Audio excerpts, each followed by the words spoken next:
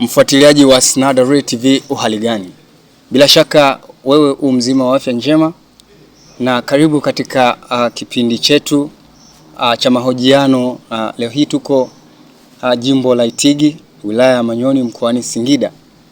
Lakini hapa nipo na mheshimiwa mbunge wa jimbo la Itigi, Mheshimiwa Yohana Msita.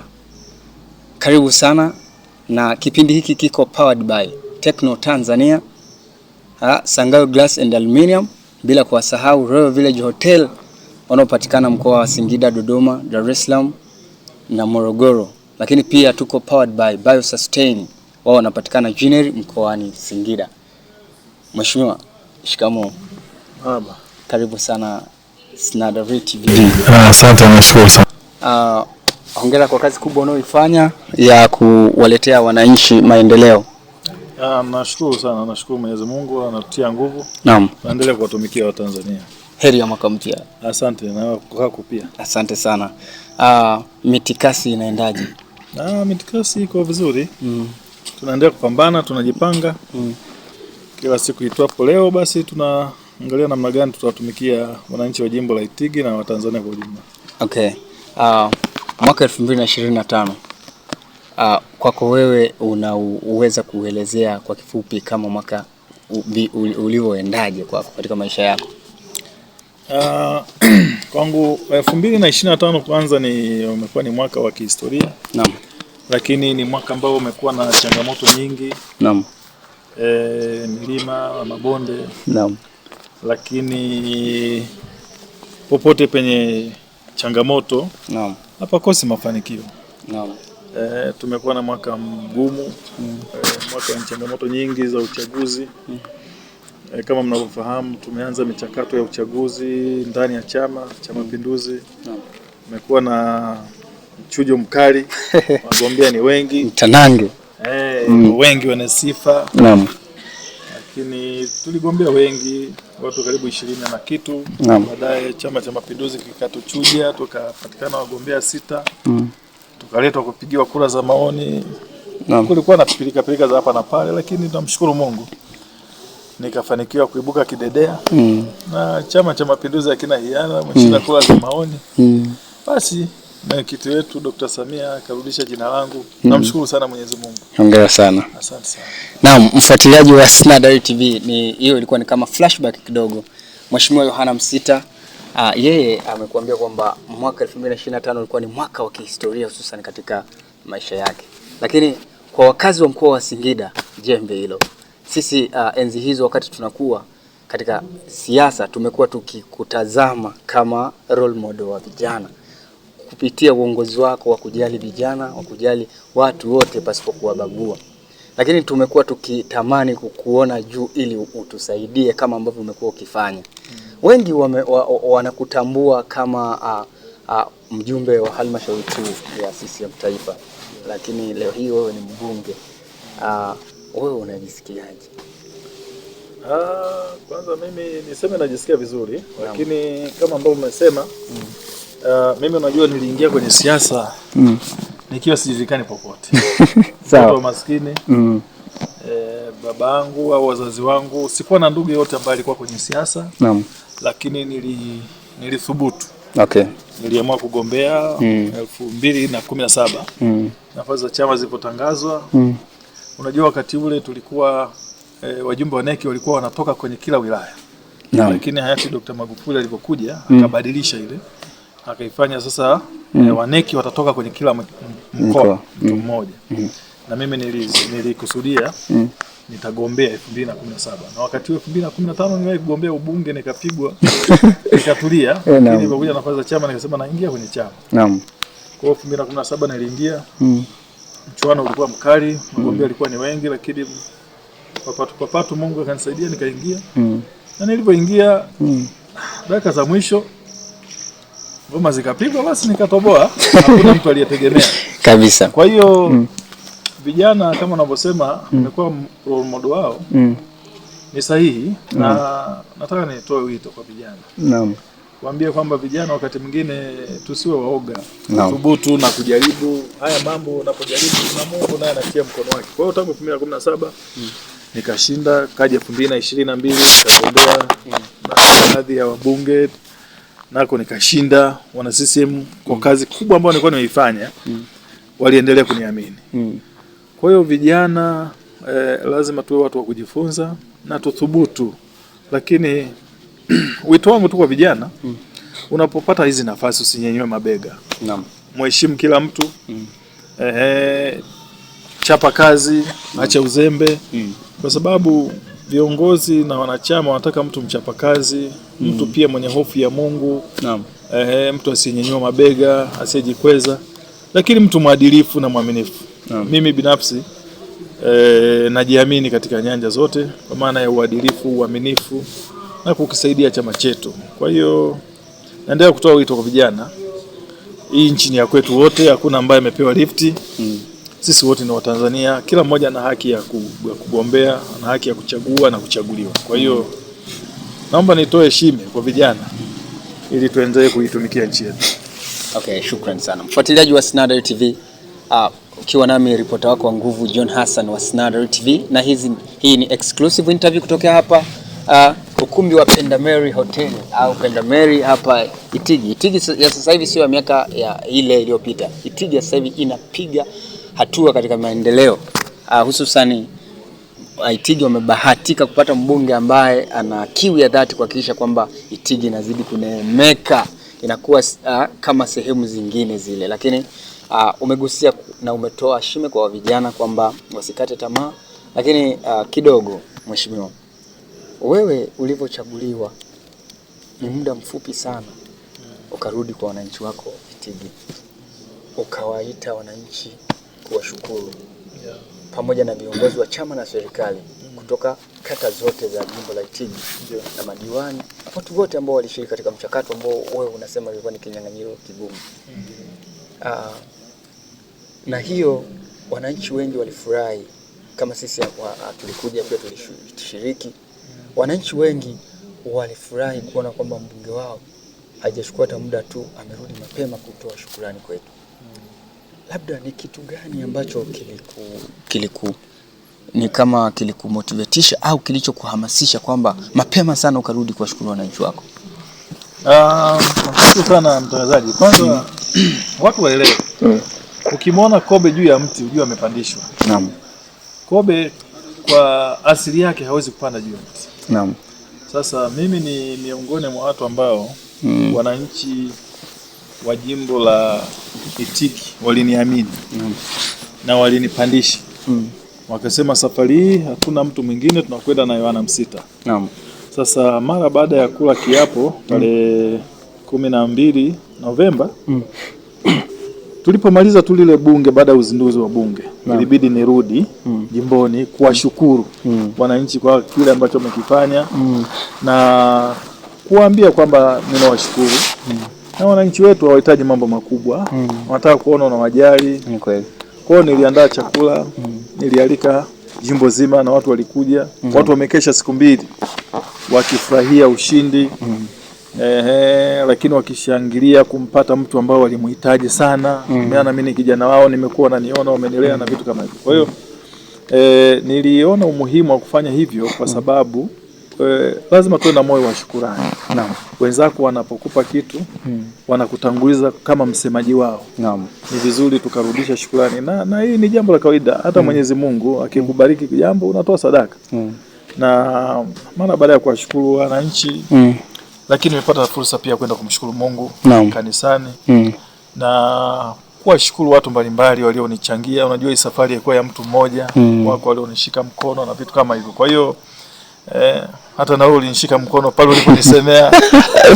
Shukrani sana. Kwa hiyo wako watu wengi kweli na hapa niseme tu kwamba watu wa kuwashukuru ni wengi kabisa. Ukianza tangu ngazi ya wilaya, mwenyekiti wa wilaya, katibu na kamati ya siasa, mkoa, mwenyekiti wa chama na wetu Mlata na kamati nzima ya siasa, unaenda taifa, mwenyekiti wa taifa na halmashauri kuu, kamati kuu na kadhalika. Yaani kwa kweli na kama wananisikiliza mimi nawashukuru sana.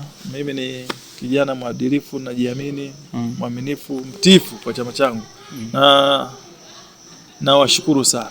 Kwa kweli Mungu awabariki, mmefanya makubwa kiasi ambacho siwezi kuthubutu hata kurudisha angalau hata chembe kidogo. Yaani ile thamani walinipa ni kubwa sana. Kwani mimi Yohana Msita ni nani? Ongeza kuchagua mtu yeyote.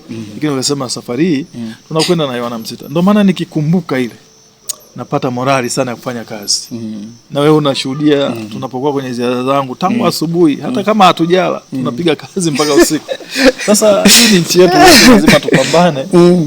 Tufanye kazi, tumeaminiwa tufanye kazi. Mheshimiwa, kuna kitu umenikumbusha. Nimekumbuka mara tu baada ya kufanya sherehe ya kuwashukuru wananchi haikupita kama wiki mbili hivi. Ukaenda ofisini kukaa. Ukaanza kuwasikiliza wananchi. Walifurika sana ofisi ya mbunge.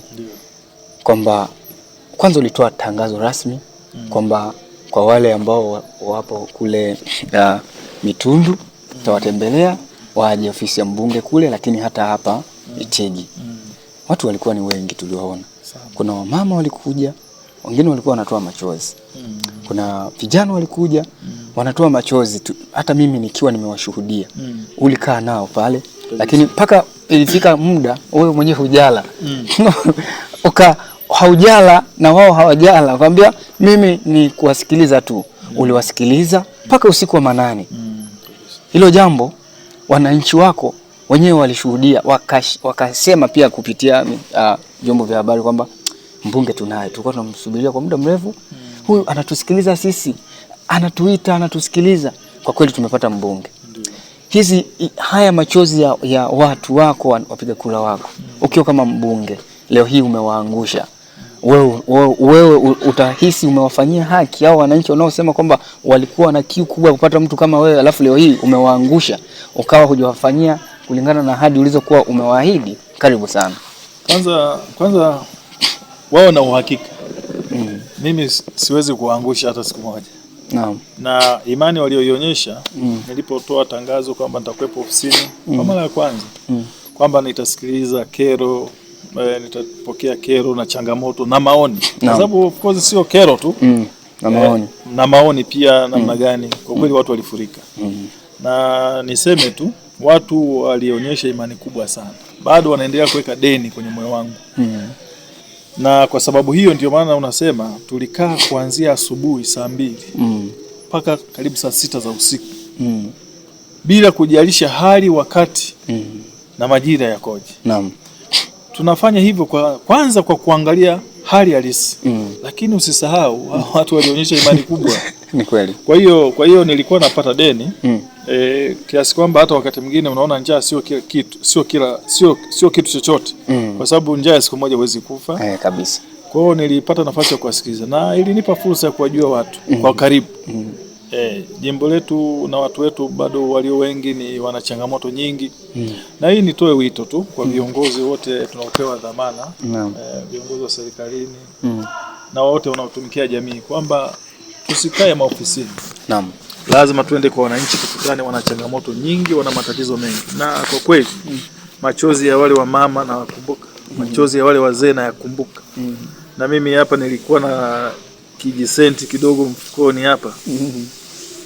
Nataka nikuhakikishie wale watu waliokuja karibu 100 na ngapi sijui, nilikuwa nashindwa kuvumilia. Nilirudi sina hata 100.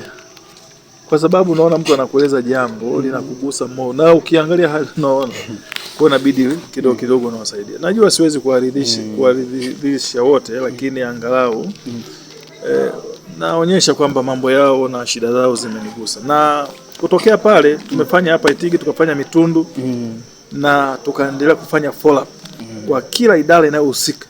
Na kwa kweli nataka kuhakikishia 98% majawabu yamepatikana. Na tumewapa mrejesho na watu wamefurahi mno. Ndio maana unaona ili vibe la watu wananipenda, nikienda wanashukuru, wanatamani hata nikeshe nao. Ni kwa sababu kila wanachokitarajia mimi nawapatia. Napomtatulia mtu shida unagusa moyo wake. Kwa hiyo hawezi kukusahau. Shukrani sana. Mfuatiliaji wa Snada TV. Huyu ni mbunge Yohana Stephen Msita. Moyo wake wa kuwatumikia wananchi unajidhihirisha kwa sababu tumeona matendo yake. Lakini mheshimiwa, nje na hayo matendo unayowafanyia wananchi wako, haya yote unayofanya ni yale uliyoyaahidi wakati unawaomba kura, kwamba wewe utafanya kazi kwa bidii kiasi kwamba utakapochaguliwa tu umeshinda hiyo siku kama ulivyokuwa unawaahidi. Ulitamani ufanye kazi siku hiyo hiyo. Yeah. Lakini hii inajidhihirisha ulivyotoka tu bungeni, pia baada ya kuwa umesikiliza wananchi wako changamoto, uliendelea kuwafuata mpaka kijiweni, mpaka kwenye vijiwe vya kahawa, mpaka hata wamama tilie uliwafuata. Lakini sio huko tu, ulienda kuhani hadi misiba, kwamba jamani, ndugu yenu nimekuja, poleni, tumeona. Lakini uongozi unaokaa karibu na wananchi tunauona kupitia wewe. Lakini nini shauku yako kubwa kupitia wananchi unaowatembelea, unasikiliza changamoto zao? Nini shauku yako kubwa kwao kwa kifupi? Mwanzo nikwambie, ni kweli kabisa. Mimi niliahidi, nikasema tu mara nitakapo hapa napomaliza tu, Mwenyezi Mungu nisaidie, naanza kazi. Na kwa kweli hivyo maliza kwa hapa, nimekuja nikaanza kazi. Na nimepiga kazi. Baada hapo tumerudi tena bunge, kikao cha pili cha bunge la 13. Yes. Na kama umefuatilia umeona, tumeuliza maswali, tumechangia. Na unajua unapochangia ni kama unahutubia taifa zima. Tumeuliza maswali ya wananchi. Kwa hiyo nilichokuwa nakisema ndicho ninachokiishi. Okay. Na kwa kweli hii yote ni trailer. Kazi haswa bado sijaanza. Naam. Kwa hiyo nafanya hii kama preamble tu. Yes. Kubaini changamoto na nini. Lakini kwa kweli nataka nikuhakikishie kazi itapigwa kweli kweli. Ndugu mtangazaji, waambie kabisa watazamaji wajue kazi itapigwa. Mimi bahati nzuri umri wangu unaniruhusu, na kwa kweli nina hari sana ya kufanya kazi. Okay. Wananchi wa Itigi wale chakula, watulie, waoge maji yateremke. Upele umepata mkunaji. Okay. Shukrani sana. Lakini mheshimiwa, umegusia kwamba ulivyoenda bungeni kwamba ulihutubia taifa. Sio kwamba ulihutubia taifa, ni ulihutubia taifa kwa sababu kwanza kabisa yale uliyoyasema ni mambo yanayogusa jamii ya Wanaitigi, Wanasingida na taifa kwa ujumla. Yeah. Nikiwa kama shahidi au mimi nilifuatilia hotuba zako zote. Kwanza wewe kilio chako kikubwa ni swala la dengu. Dengu ni kama umekuwa ukisemea kama dhahabu nyeupe ya mkoa wa Singida, lakini kwa Wanaitigi bado umesemea swala la tembo. Tembo wamekuwa tishio kwa wananchi wa Itigi, hususan pale wanapokuwa wanavamia makazi yao na kuharibu chakula. Bado ukazungumzia kuhusu barabara, miundombinu yote ya barabara. Lakini nakumbuka alipokuja mwenezi wa katibu wa itikadi, siasa na uenezi na mafunzo CCM Taifa, ndugu Kenan Kiongozi, katika mkutano wake pale Majengo, wakati unahutubia uliwasemea wananchi wako.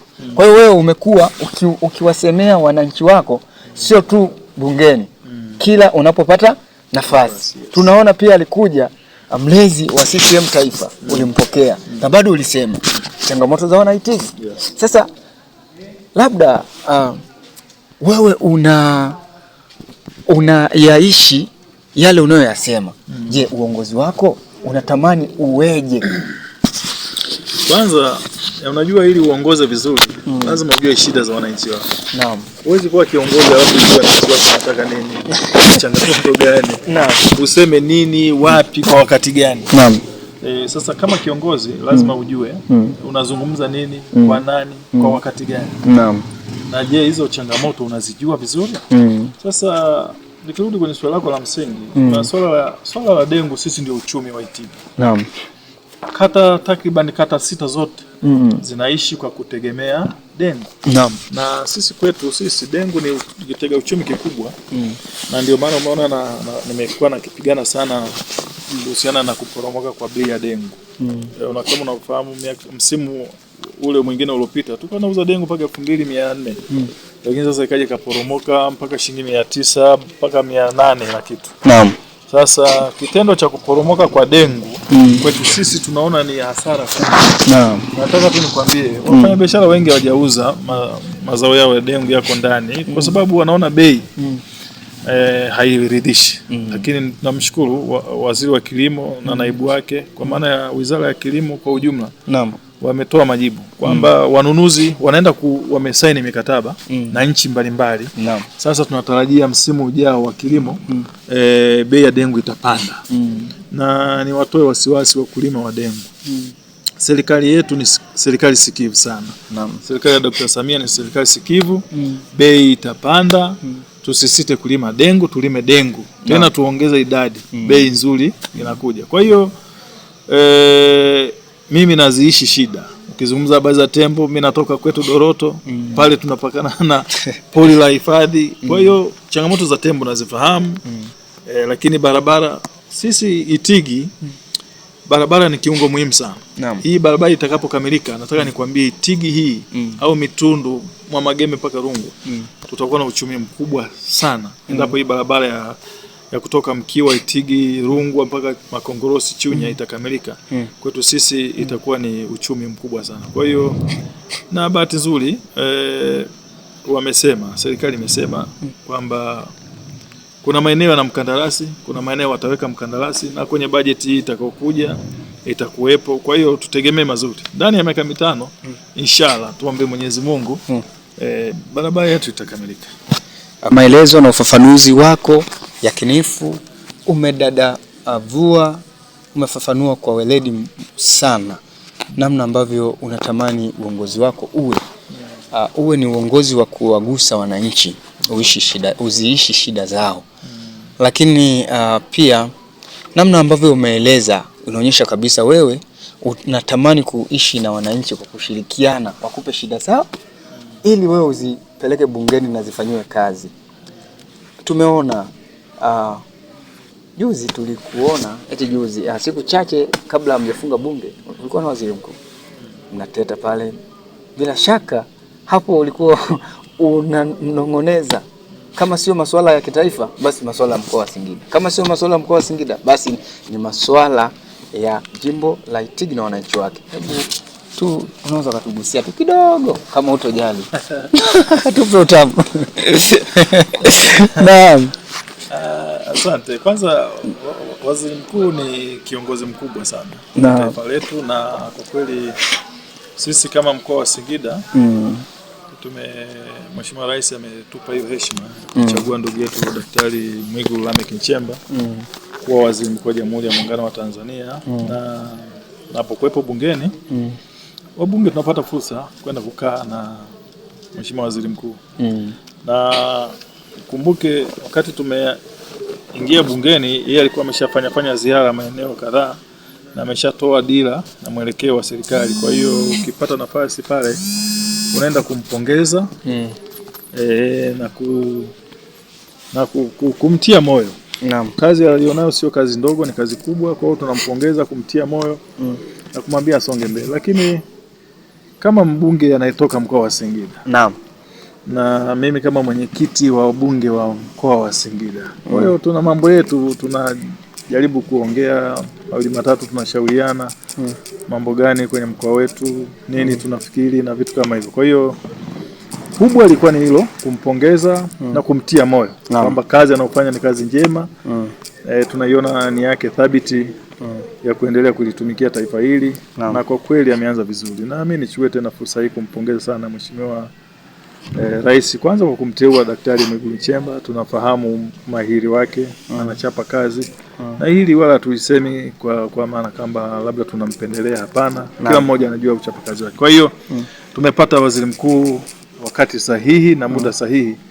Na kwa kweli tunamuomba tu aendelee, asichoke. Changamoto za hapa na pale hazikosi. Wako watakao msema vibaya, asivunjike moyo. Naam. Kwa hiyo sisi kazi yetu kama wabunge ni kumtia moyo waziri mkuu ambaye ndio kiongozi mkuu wa shughuli za serikali bungeni. Naam. Okay. Shukrani sana. Kwa hiyo hapo umetuonyesha tu ladha kidogo kwamba ulikuwa unampongeza. Wafuatiliaji wa Snada TV bila shaka walikuwa wanasubiria kwa hamu wajue labda nini, lakini sio mbaya kwa sababu najua wewe ni shabiki wa Yanga. Bila shaka na mimi ni shabiki wa timu fulani, kwa hiyo mimi ni mshabiki wa timu zote. Hii nchi hii inagawanyika makundi mawili. Kama sio Simba ni Yanga.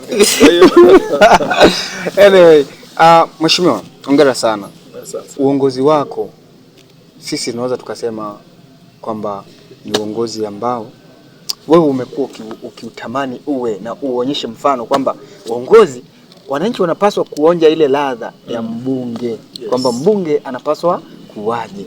Ndio maana wewe unakuwa karibu na makundi mbalimbali. Jana leo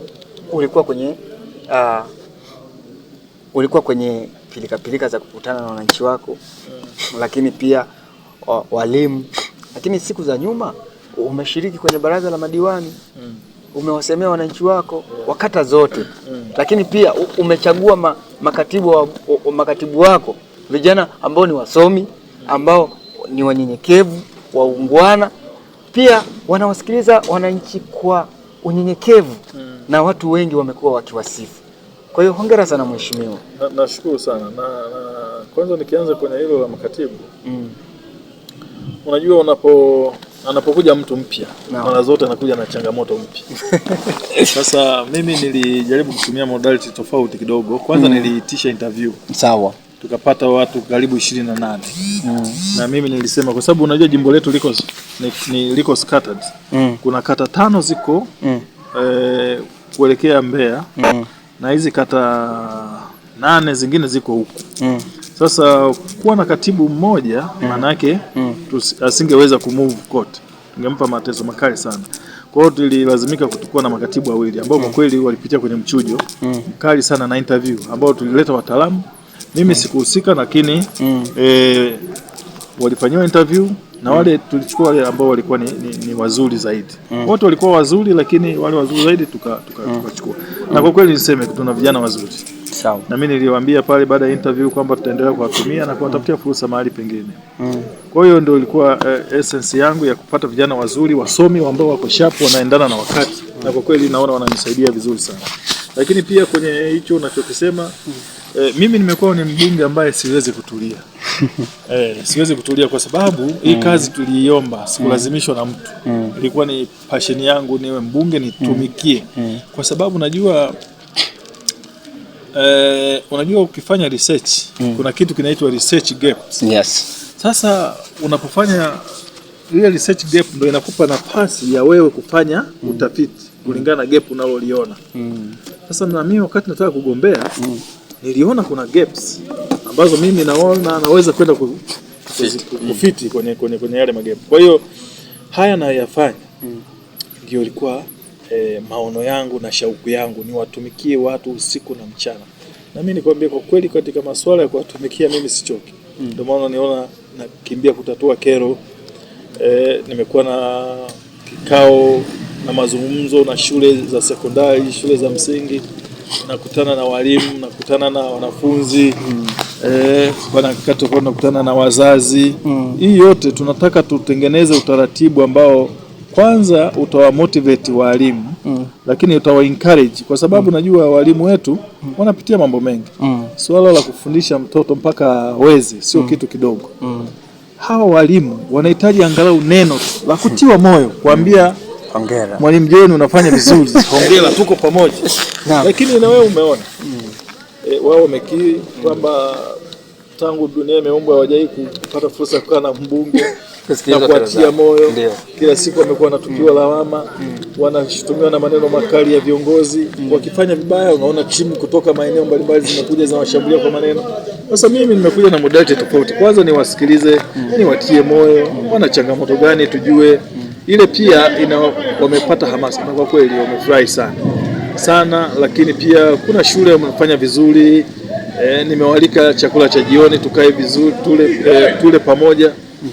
Hii yote ni kuwatia moyo.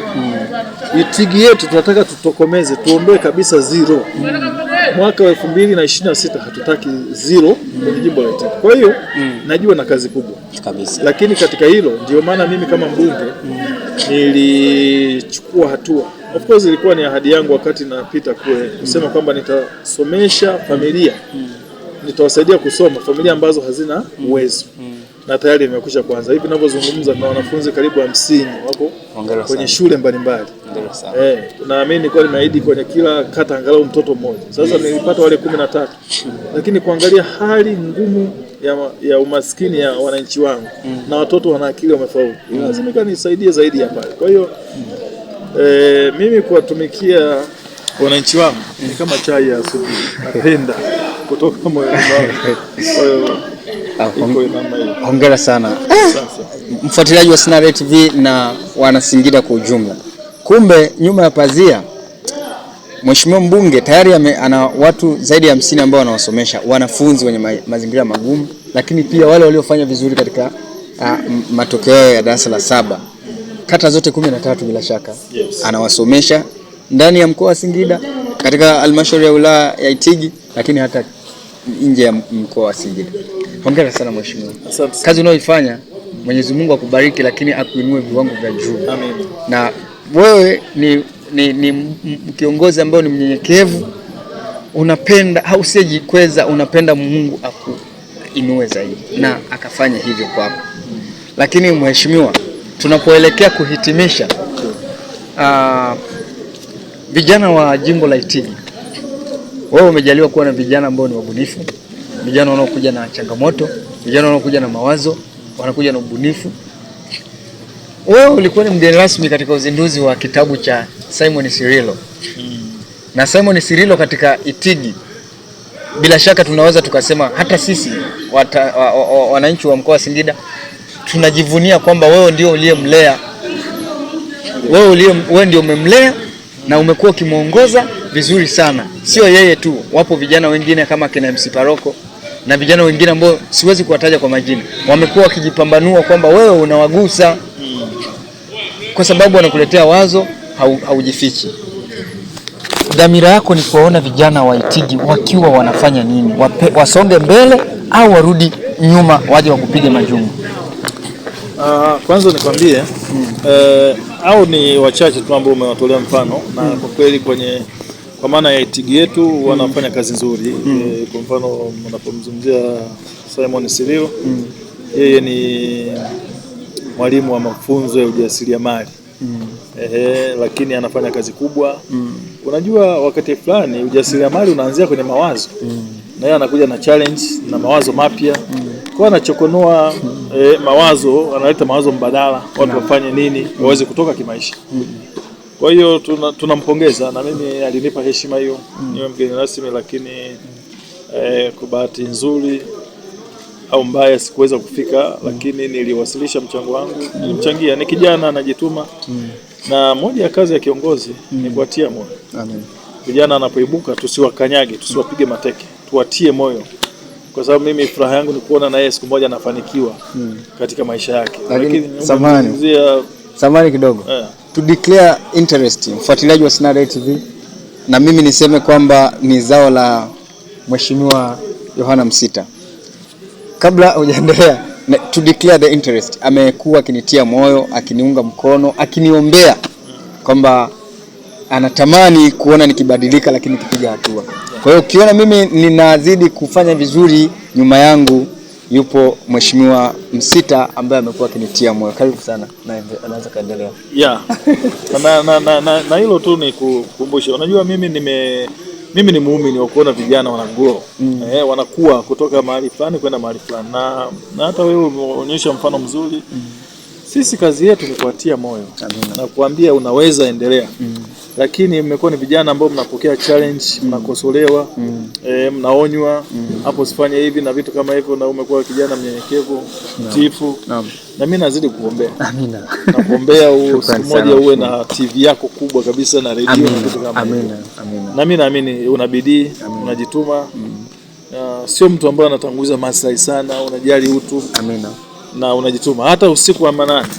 Ukikutumia taarifa bwana, nataka hiki unakitoa. Kwa hiyo nakupongeza sana. Na uko sharp. Amina. Lakini ikirudi kwa kijana wetu Paroko, ni MC mzuri, anafanya kazi nzuri, na hata juzi alikuwa na function yake ya mambo ya Valentine Day. Ni kwa vile tunibana na majukumu, ningekuja kumtia moyo, lakini tuko pamoja.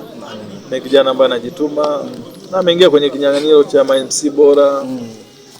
Kwa hiyo ni vijana wetu ambao tunahitaji kuwatia moyo. Na sio huyo, wako wengi wasanii, wako wengi michezo.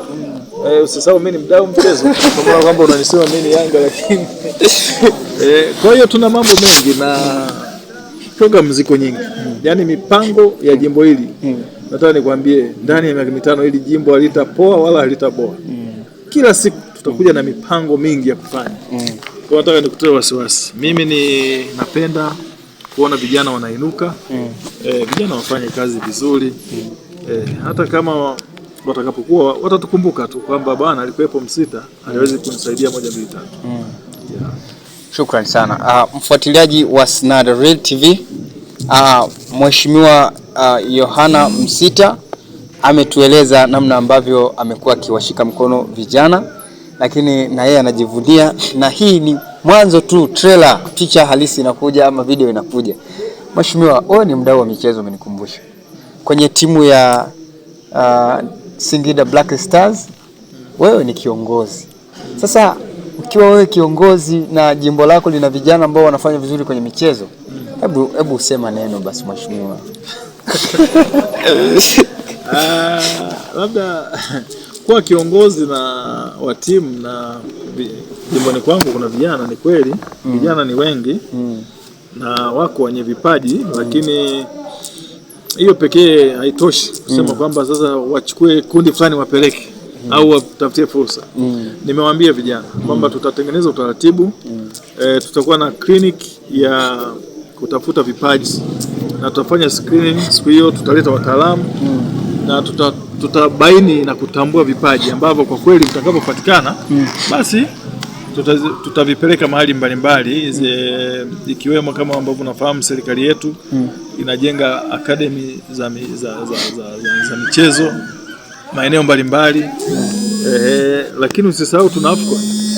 Kwa hiyo hii kliniki tutakayoifanya Itigi itakuwa ni babu kubwa. Tutatengeneza kitu kikubwa ambacho kitaisaidia Tanzania na nchi yetu hata tutakapokwenda kwenye AFCON mwakani.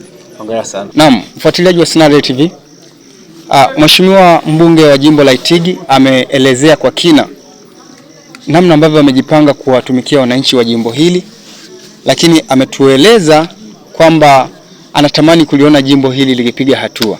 Amezungumza kwa sekta ya michezo pia, namna ambavyo vijana wajipange, yeye yuko tayari kuwasaidia na kuwashika mkono. Lakini sio tu kwenye michezo, katika sekta zote. Lakini tunapoelekea kutamatisha mheshimiwa, nchi yetu inaongozwa na Rais wa Jamhuri ya Muungano wa Tanzania Dr. Samia Suluhu Hassan, lakini kwa kifupi aliahidi kwamba ndani ya siku 100 katika uongozi wake kuna vitu kadha wa kadha ambavyo atavifanya, na wewe ni shahidi, umeviona akiwa amevitekeleza. Labda wewe una yapi ya kuyasema kwa Mheshimiwa Rais wa Jamhuri ya Muungano wa Tanzania Daktari Samia Suluhu Hassan? Kwanza nichukue nafasi hii kwanza kwa kumpongeza. Naam. Mheshimiwa Daktari Samia Suluhu alipotoa hotuba yake wakati anazindua kampeni kule Kawe, Dar es Salaam, alizungumza kwamba ndani ya siku 100 endapo Tanzania wataniamini atafanya mambo mengi kadha. Sasa mimi nataka nizungumzie mambo machache tu. Moja, alisema ndani ya siku 100 atatoa ajira takriban ajira 12,000. Na kwa kweli tumeona na wewe umekuwa ni shahidi, kila tulipozunguka tunakutana na ajira mpya ambao watu wameajiriwa, walimu wameajiriwa, manesi na kadhalika. Kwa hiyo imekuwa jambo zuri sana na amekuwa akitimiza ahadi yake mapema sana ndani ya siku 100. Lakini pia tumeona leo hii taharuki na yale mambo ya kuzuiwa miili kwenye hospitali imekuwa ni historia. Hata kama mtu ana mgonjwa amekaa kwa muda mrefu, amedaiwa shilingi nyingi, lakini miili imekuwa ikitoka, watu wanaenda wanazika, wanapata fedha, wanarudisha. Kwa hiyo ni hatua kubwa. Hii ya kuzuia miili ya marehemu ilikuwa inaleta taharuki kubwa sana nchini. Kwa hiyo mimi nichukue nafasi hii kumpongeza. Yako mengi ambayo yameanza kufanyika, lakini kwa ujumla kwa kweli ametimiza ahadi. Na mimi niseme tu kwenye ilani yako mambo mengi. Ukisoma ile ilani kuna mambo mengi. Kwa mfano kuna ilani ndani ya ilani kubwa, kuna ilani ndogo ndogo za kila mkoa. Mpaka sisi huku tuna mambo yetu mengi. Kwa mimi naamini yatatekelezeka kwa sababu kwa kweli Mheshimiwa Rais Daktari Samia Suluhu Hassan amekuwa ana mwaga fedha nyingi sana kwenye miradi ya maendeleo. Kitu ambacho kinanipa imani kubwa kwamba haya yote aliyoahidi atayatimiza. Kwa hiyo nichukue nafasi hii kumpongeza Daktari Samia Suluhu Hassan tangu alipochaguliwa kwa kishindo pamoja na mgombea mwenza wakati ambao ni makamu wa rais Daktari Emmanuel John Nchimbi. Wanafanya kazi kubwa, lakini na waziri mkuu Daktari Mwigulu Lameck Nchemba wanafanya kazi kubwa sana kusaidiwa na mawaziri mbalimbali. Kwa hiyo wananchi watulie, wawe na imani, mambo mazuri yanakuja. Tanzania nzuri inakuja, Tanzania ya maziwa na asali yajayo, wanasema kule Zanzibar yajayo yanafurahisha. Kwa hiyo mimi nichukue nafasi kumpongeza tena na kumtakia kila laheri. Mwenyezi Mungu ampe afya njema, amjalie na uzima, basi endelee kututumikia Watanzania, na sisi kama wabunge tunamuunga mkono na wananchi. Shukrani sana mfuatiliaji wa Snada TV, mpaka hapa ndio tamati ya mahojiano yetu kati yangu mimi na mbunge wa jimbo la Itigi Mheshimiwa Yohana Msita hapa katika ukumbi wa Pendameri Itigi. Mimi ni ripota wako wa nguvu John Hassan wa Snada TV, nikiwa powered by Sangawe Glass and Aluminium, lakini bila kusahau Techno Tanzania, Royal Village Hotel na BioSustain. Mheshimiwa, shukrani sana na karibu tena. Mimi nakushukuru. Unajua mimi moja passion yangu pia nilikuwa natamani sana utangazaji. Kwa hiyo mimi mwanzo nilikuwa natamani sana kuwa natangaza hata mpira. Anakwenda pale anagonga kichwa pale 1 2 3 anakwenda. Yaani nilikuwa natamani. Kwa hiyo basi tu ni kwa vile mambo yakawa mengi nikashindwa kufanya utangazaji, lakini mimi nakupongeza na nawashukuru sana watazamaji. Au nifunge kipindi? Funga, karibu funga mheshimiwa. Naam, mpenzi mtazamaji wa Snada TV, mpaka wakati mwingine, ni ripota wako Yohana Msita, mtangazaji wa akiba. Asante. Shukrani sana.